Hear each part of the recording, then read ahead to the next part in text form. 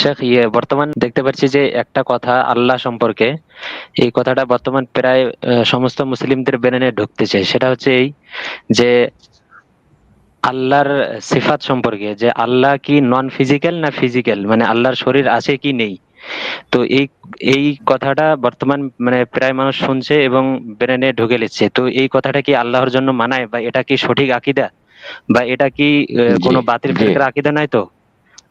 জি, খুব ভালো প্রশ্ন। আল্লাহ কি ফিজিক্যাল না নন ফিজিক্যাল?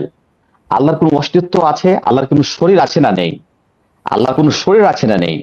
দেখুন, আহলে সুন্নাত ওয়াল জামাতের মানহাজ বা আকীদা হলো এই যে আল্লাহ সম্পর্কে যতগুলো কথা আমরা বলছি বা বলবো সেগুলো হলো এটাকে বলা হয় গায়বিয়াত। এটা কি বলা হয়? গায়বিয়াত, অদৃশ্যের কথা। আর শরীয়তে আমাদের বিধান আছে যে অদৃশ্য সম্পর্কে কোনো মানুষকে অতটাই বলার অথরিটি বা অধিকার দেওয়া হয়েছে যেটা হাদিস এবং কোরআন থেকে প্রমাণিত আছে। সুতরাং ইবনে তাইমিয়া রাহমাতুল্লাহ আলাইহি আল আকীদা আল ওয়াসিতিয়া তিনি বর্ণনা করছেন যে আমরা আল্লাহ রাব্বুল আলামিনের নাম সেগুলোই বলবো যেগুলোর নাম আল্লাহ নিজে তার রেখেছেন এবং রাসূলুল্লাহ সাল্লাল্লাহু আলাইহি সাল্লাম যে নাম দিয়ে আল্লাহকে আখ্যায়িত করেছেন।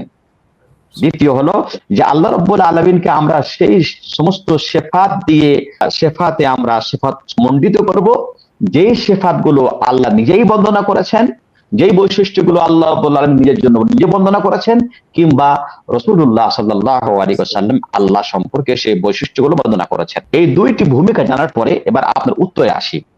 আল্লাহ রাব্বুল আলামিনের শরীর আছে? যেহেতু আল্লাহ রাব্বুল আলামিন শরীর সম্পর্কে কোনো আলোচনা করেননি, রাসূলুল্লাহ সাল্লাল্লাহু আলাইহি ওয়াসাল্লাম কোনো হাদিসে শরীরের কথা পাওয়া যায় না।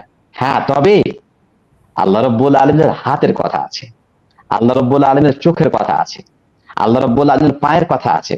সুতরাং আহলে সুন্নাত ওয়াল জামাতের আকীদা হচ্ছে কি আল্লাহ রাব্বুল আলামিনের চক্ষু আছে, আল্লাহ রাব্বুল আলামিনের হাত আছে, দুইটি হাত আছে, আল্লাহ রাব্বুল আলামিনের পা আছে। এই যেগুলো আল্লাহ এটাকে বলা হয় সিফাত জাতিয়া খাবারিয়া। আল্লাহ রাব্বুল আলামিনের ব্যক্তিত্ব সিফাত যেগুলোর খবর দেওয়া হয়েছে বা যেগুলোর বার্তা দেওয়া হয়েছে আল্লাহর মাধ্যম দিয়ে কিংবা আল্লাহ রাসূল সাল্লাল্লাহু আলাইহি ওয়াসাল্লামের মাধ্যম দিয়ে। সুতরাং যতটা প্রমাণ আমরা ততটাই বলবো। এজন্য আমি বলতে চাইছি যে আমরা কথা বলতে পারছি না যে আল্লাহর শরীর আছে না নাই, কারণ যেটা ইলমুল গায়বিয়াত, আমাদেরকে অতটা অথরিটি নেই যেটা হাদিস এবং কোরআনে নেই। সুতরাং এই ব্যাপারে চুপ থাকাই সব থেকে উত্তম। এটাই হচ্ছে মানহাজে আহলুস সুন্নাত ওয়াল জামাআহ।